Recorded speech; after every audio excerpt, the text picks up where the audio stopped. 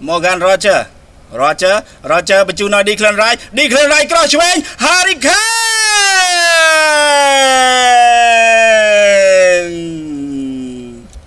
ចំណែកឯគ្រាប់ទី2គឺរកបានដោយកីឡាករ Harry Kane នៅនាទីទី68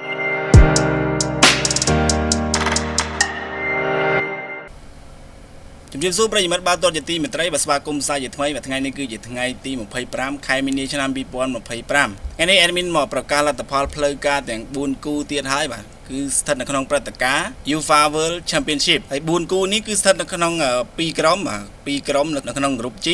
និង2ក្រុមទៀតនៅក្នុង Group K អូខេឥឡូវយើងកុំឲ្យខាត់ពេលយូរយើងទៅមើលលទ្ធផលទាំងអស់គ្នាបាទគូដំបូងនេះបាទគឺជួបគ្នារវាងលីធូនីប៉ះជាមួយនឹងប៉ាំងឡង់លទ្ធផលផ្លូវការគឺស្មើគ្នាបាទ2-2ក្រុមម្ចាស់ផ្ទះលីធូនីក៏2ក្រុមភ្ញៀវប៉ាំងឡង់ក៏2ដែរអញ្ចឹងយើងមកមើល detail ពីគ្រាប់រវាងក្រុមទាំងពីរបាទពីគ្រាប់របស់ក្រុមម្ចាស់ផ្ទះលីធូនីគ្រាប់ដំបូងគេនោះគឺរកបានដោយកីឡាករ Amandas Kusi នៅនាទីទី39និងគ្រាប់ទី2គឺរកបានដោយកីឡាករ Genetis នៅនាទីទី69ចំណែកឯពីគ្រាប់របស់ក្រុមជម្រើសជាតិហ្វាំងឡង់បាទដែលជាក្រុមភ្ញៀវវិញបាទគ្រាប់ដំបូងគេនោះគឺរកបានដោយកីឡាករបាទ Carinen នៅនាទីទី4នាទីស៊ីមកគ្រាប់ហ្វាំងឡង់ដាក់មុននិងគ្រាប់ទី2គឺរកបានដោយកីឡាករបាទ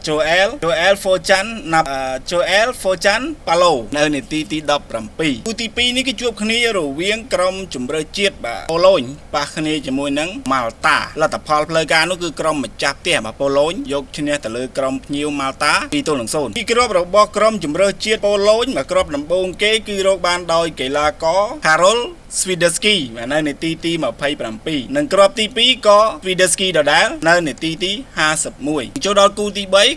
នេះគឺនៅស្ថិតនៅក្នុង Group K ជួបគ្នារវាង Albania ប៉ះជាមួយនឹងអង្គតរ៉ាលទ្ធផលផ្លូវការគឺក្រុមជម្រើសជាតិបាទម្ចាស់ផ្ទះ Albania យកឈ្នះទៅលើក្រុមភ្ញៀវជម្រើសជាតិអង្គតរ៉ា3-0ដើម្បីគ្រាប់របស់ក្រុមជម្រើសជាតិ Albania បាទគ្រាប់ដំបូងគេគឺរកបានដោយកីឡាករ Remena នៅនាទីទី9ចំណែកគ្រាប់ទី2ក៏ Remena ដដែលនៅនាទីទី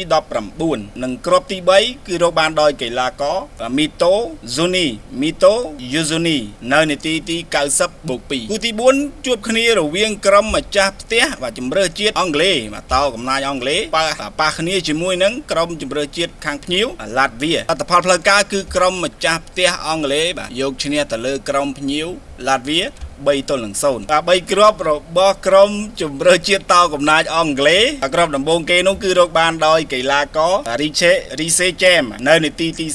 38គ្រាប់ទី1ចំណែកឯគ្រាប់ទី2គឺរកបានដោយកីឡាករ Harry Kane នៅនាទីទី